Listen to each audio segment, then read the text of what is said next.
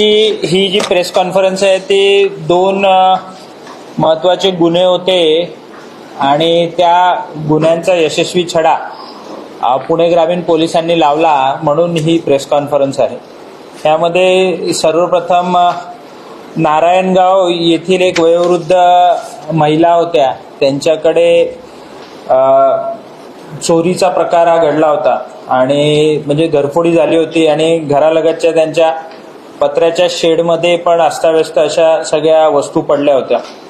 आणि महत्त्वाचं म्हणजे की हा सगळा प्रकार हा दुपारचा झाला होता, दिवसा घरफोडीचा हा सगळा प्रकार होता। ह्याच्यामध्ये आमच्या टीमने जेव्हा या सगळ्या गोष्टींचा तपास सुरू केला, सीसीटीव्ही फुटेज ह्या सगळ्या गोष्टीचा जेव्हा पाठलाग केला तर त्यामध्ये एकूण 3 आरोपी हे आम्ही अरेस्ट केलेले आहेत आणि यामध्ये त्या आरोपींकडनं मोटरसायकल, सोन्याचे 2 तोळे वजनाचे मंगळसूत्र, 2 सोन्याच्या नथ असा मुद्देमाल हा हस्तगत केला आहे। तो मुद्देमाल आपल्या सर्वांसमोर हा ठेवण्यात आलेला आहे। या व्यतिरिक्त अजून एक महत्त्वाचा गुन्हा घडला होता, तो म्हणजे भोर पोलीस स्टेशन अंतर्गत तक्रारदार होते, पुरोहित नावाचे तक्रारदार होते, त्यांच्या घरी सुद्धा घरफोडी करण्यात आली होती। ह्यामध्ये सुद्धा आम्हाला तो आरोपी जो आहे तो एकच आरोपी आहे। त्या आरोपीचं नाव आहे लखन अशोक कुलकर्णी उर्फ सचिन राजू माने, राहणार मंगळवेढा, जिल्हा सोलापूर। ह्याच्यावर 50 पेक्षा जास्त गुन्हे दाखल आहे आणि आम्ही माहिती घेतली असता तो महिन्याभरापूर्वीच कराडमधनं तो बेलआउट झालाय। तर ह्या आरोपीने सुद्धा जवळपास 25 लाख रुपयापेक्षा जास्तीचा मुद्देमाल एक पुरोहित ह्या व्यक्तीच्या घरातनं चोरला होता आणि त्यामध्ये जवळपास आता 16,58,000 रुपयांचा मुद्देमाल आम्ही हस्तगत करू शकलो। यामध्ये आपण सगळे बघाल की यामध्ये जवळपास 8.5 तोळे सोन्याचे दागिने आहेत आणि 2 किलोग्राम वजनाची चांदीची भांडी आहेत आणि 1 लाख रुपये रोख रक्कम अशा स्वरूपाची रिकव्हरी ह्या आरोपीकडनं सुद्धा आपण मिळवलेली आहे।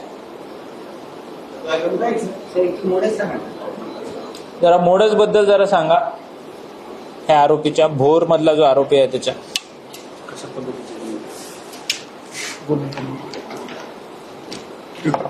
जी वस्तू मिळेल त्याने तो कुलपाची कुलूप किंवा तो कोयंडा असतो तो त्यांनी ह्या गुन्ह्यामध्ये कटावणीने तोडलेला आहे।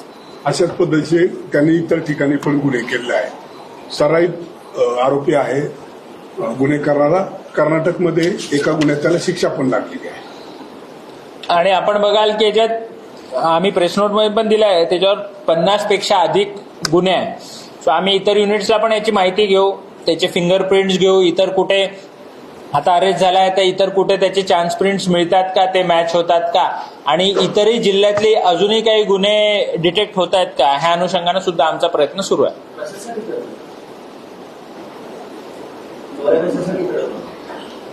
हा अनाथ आहे, हा एकटाच आहे आणि याचं उत्पन्नाचं किंवा रोजीरोटीचं असं काही साधन नाही, त्यामुळे गुन्हेगारी हाच याचा उत्पन्नाचा स्रोत आहे।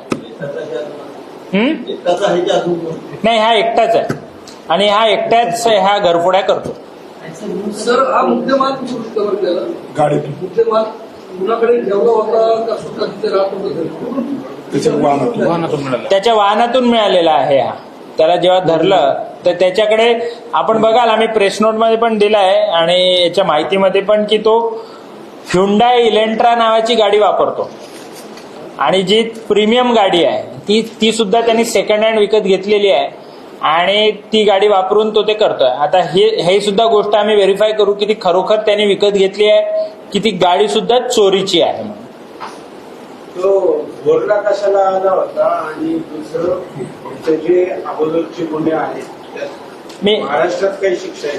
मी आपल्याला तेच सांगतोय की आता आम्ही त्याला अरेस्ट केलं आहे, मुद्देमालाची रिकव्हरी केली आहे, तो आमच्या पीसी मध्ये आहे। ह्या सगळ्या बाबींबद्दलची तपासणी, चौकशी ती आम्ही करू। किती दिवस पीसी? 2 दिवस आहे अजून पीसी त्याची। आणि कुठल्या सराफाला विकत होता काय? नाही, सध्या तरी तशी माहिती नाही। हे त्याच्या गाडीतनंच आम्ही असं रिकव्हर केलेलं आहे। ठीक आहे, एवढे 50 पेक्षा अधिक गुन्हे सराफ कोण असेल? पण हे पूर्वीचे गुन्हे आहेत ना, हे सगळे पूर्वीचे आहेत. हे 7 वर्ष म्हणजे जुना पूर्ण रेकॉर्ड आहे. तो पाहिजे असेल तर तो पण आम्ही देऊ, पण हे सगळे जुने गुन्हे आहेत. लेटेस्ट मध्ये असा कुठल्या सराफाची डिलिंग, कारण हे जर त्यांनी विकलं असतं तर ते आम्हाला सराफाकडनं घ्यायला लागलं असतं. हे त्याच्याकडेच सापडलंय. महाराष्ट्राच्या आतमध्ये की महाराष्ट्र काय काय राज्याच्या आतमध्ये गुजरातमध्ये आहे, कर्नाटक. नाही, वेगवेगळ्या ठिकाणी आहे ना, महाराष्ट्रात, गुजरात, कर्नाटक ह्या ठिकाणी वेगवेगळे असे 50 गुन्हे आहेत. गुलबर्गला 7 वर्ष जेलमध्ये. आणि गुलबर्गा इथे तो 5 वर्षापेक्षा जास्त कालावधी तो जेलमध्ये होता. 1 महिन्यापूर्वी.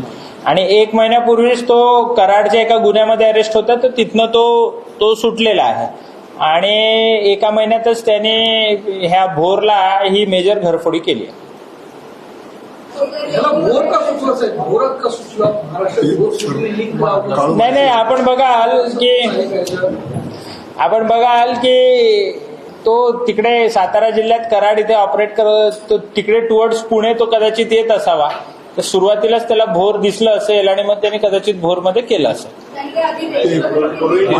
नाही, दिस इज टू मच. म्हणजे आता रेकी केली काय आता ती घरफोडी केली, आता ती डिटेक्ट केलेली आहे आम्ही. आता त्यांनी भोरच का निवडलं ह्याचं खरोखर उत्तर माझ्याकडे तरी नाही. मांढरदेव यात्रा होती, पोलीस बंदोबस्तात बिझी असतात. हा, आता हा तो पांडेजी हा जोक पुरोहितांवर करू शकतात, कारण आरोपीचं नाव कुलकर्णी आहे. ठीक आहे, मला आता ह्याच्याबद्दल काय बोलायचं नाही. ठीक आहे. हा, सचिन राजू माने उर्फ लखन अशोक कुलकर्णी असं त्याचं नाव आहे. तो वेगवेगळे नावं बदलतो. आधार कार्डवर लखन कुलकर्णी म्हणूनच आहे, आधार कार्डवर.